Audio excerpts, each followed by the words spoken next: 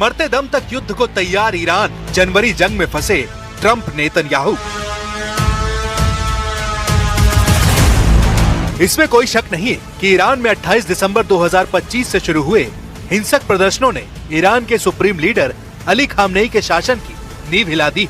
लेकिन यह भी सच है कि लगभग एक महीने से आंतरिक उठापटक और हिंसक प्रदर्शनों से जूझ रहे ईरान ने ईरान के अंदर मौजूद मोसाद और CIA के एजेंटों को काफी हद तक काबू कर लिया है। 37 साल के ईरान की सत्ता का केंद्र बने 86 साल के खामनेई ने भी साबित कर दिया कि ईरान और इजराइल जून 2025 जैसा अगर हमला ईरान पर करते हैं तो ईरान उन्हें भीषण नुकसान पहुंचा देगा। कुछ पश्चिमी देशों की खुफिया रिपोर्ट में दावा किया गया कि 14 जनवरी 2026 को जब ईरान पर अमेरिका बहुत बड़ा हमला करने वाला था, उस हमले से कुछ मिनट पहले इजराइल के PM नेतन्याहू और सऊदी अरब के प्रिंस सलमान कुछ ऐसे खुफिया इनपुट अमेरिका तक पहुंचा दिए, जिसके बाद ईरान पर बहुत बड़ा हमला करने की हिम्मत ट्रंप की टूट गई। अब खबर है कि चीन और रूस ने ईरान के साथ मिलकर ऐसा जाल बुन दिया था जिसकी भनक से ही नेतन्याहू और ट्रंप के पसीने छूट गए थे। खबरदार, जनवरी 2026 वाला ईरान अब जून 2025 वाला ईरान नहीं है। अगर अमेरिका और इजराइल मिलकर ईरान पर अगले कुछ घंटों या दिनों में हमला करते हैं तो इस बार ईरान युद्ध जीतने के लिए नहीं बल्कि अपने दुश्मनों के वजूद तबाह करने के लिए जंग करेगा। जो खबरें आ रही हैं, उसके मुताबिक सुप्रीम लीडर खामनेई और उनके कमांडरों ने जिस रफ्तार और तेजी से ईरान के अंदर और ईरान की सरहदों पर अपनी आक्रामकता दिखाई है, उससे ट्रंप और नेतन्याहू भौचक्के रह गए हैं। در گذشته وقتی فتنه‌ای از این قبیل که خب داشتیم، فتنه‌های متعددی داشتیم در کشور اتفاق می‌افتاد، غالباً مطبوعاتی‌های آمریکا، سیاسیون درجه دوم آمریکا یا کشورهای اروپایی دخالت می‌کردند. जून 2025 में जिस तरह से 12 दिन के युद्ध में अमेरिका और इजराइल ने मिलकर ईरान को घातक नुकसान पहुंचाया था, उस ईरान ने अब जून 2025 के हमलों से सबक लेते हुए रूस और चीन की मदद से ऐसी घातक तैयारियां पूरी कर ली हैं। अब इजराइल और अमेरिका ईरान पर हमला करने से पहले 100 बार सोचेंगे। सबसे पहले आप ये जान लीजिए कि ईरान को रूस और चीन के हथियारों से जंग लड़ने की कैसी ताकत मिल गई है।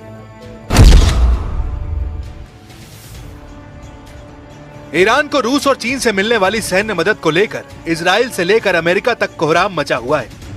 सोशल मीडिया और कुछ समाचार रिपोर्ट्स में दावा किया गया कि चीन से 16 लड़ाकू विमान ईरान पहुंच चुके हैं। ये दावे कितने सच्चे या झूठे हैं, इस पर पुख्ता तौर पर कुछ नहीं कहा जा सकता है,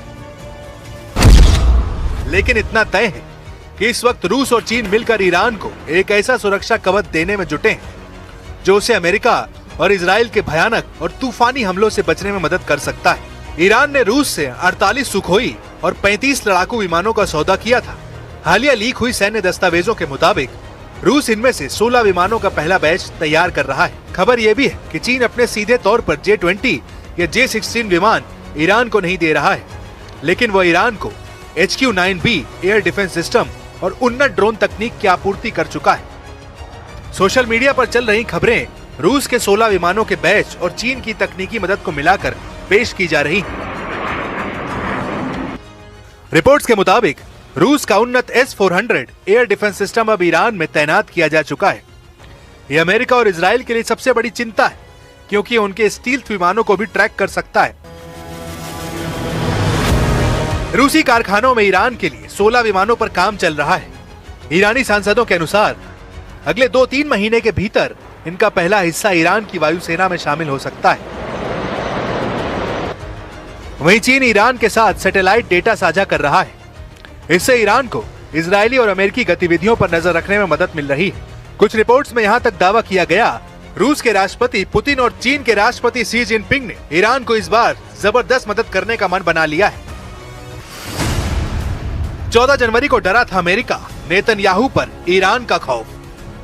कुछ मीडिया रिपोर्ट्स में दावा किया गया कि 14 जनवरी 2026 को आखिरी वक्त पर अमेरिका और इजराइल ने ईरान पर भीषण हमले का प्लान पूरी तरीके से रोक दिया था। रिपोर्ट में दावा किया गया कि ईरान ने अपनी जंगी चाल और खौफनाक इरादों से इजराइल और अमेरिका को चौंका दिया था। ईरान की जंगी तैयारियों से अरब दुनिया तक सहम गई थी। 14 जनवरी 2026 को अमेरिका और ईरान के बीच युद्ध की स्थिति बेहद करीब आ गई थी। रिपोर्ट के मुताबिक 14 जनवरी 2026 को अमेरिका ईरान पर एक बड़ा सैन्य हमला करने की कगार पर था, लेकिन अचानक स्थिति बेहद गंभीर हो गई। कतर में स्थित अमेरिकी एयरबेस अल उदैद और बहरीन से अमेरिकी नेवी की 5वीं फ्लीट को अलर्ट पर रखते हुए खाली कराना शुरू कर दिया गया था, जबकि ईरान को इस हमले का पूरा यकीन था, इसलिए उसने अपना एयर स्पेस को पूरी तरीके से बंद कर दिया था। रिपोर्ट में दावा किया गया कि अमेरिका के राष्ट्रपति ट्रंप को हमला करने से ठीक पहले ऐसे 2 फोन कॉल आए थे, जिसके बाद ट्रंप ने ईरान पर हमला तुरंत रोक दिया। मीडिया रिपोर्ट्स के दावों के मुताबिक ट्रंप ने 14 जनवरी 2026 को ईरान पर हमला आखिरी वक्त में क्यों टाल दिया, इसको लेकर कई दावे किए गए हैं। पहला दावा है बेंजामिन नेतन्याहू की ट्रंप को चेतावनी। नेतन्याहू ने ट्रंप से फोन पर बात की। उन्होंने चिंता जताई कि इजराइल फिलहाल ईरान के संभावित जवाबी हमले जैसे मिसाइल और ड्रोन अटैक को झेलने के लिए पूरी तरह तैयार नहीं है।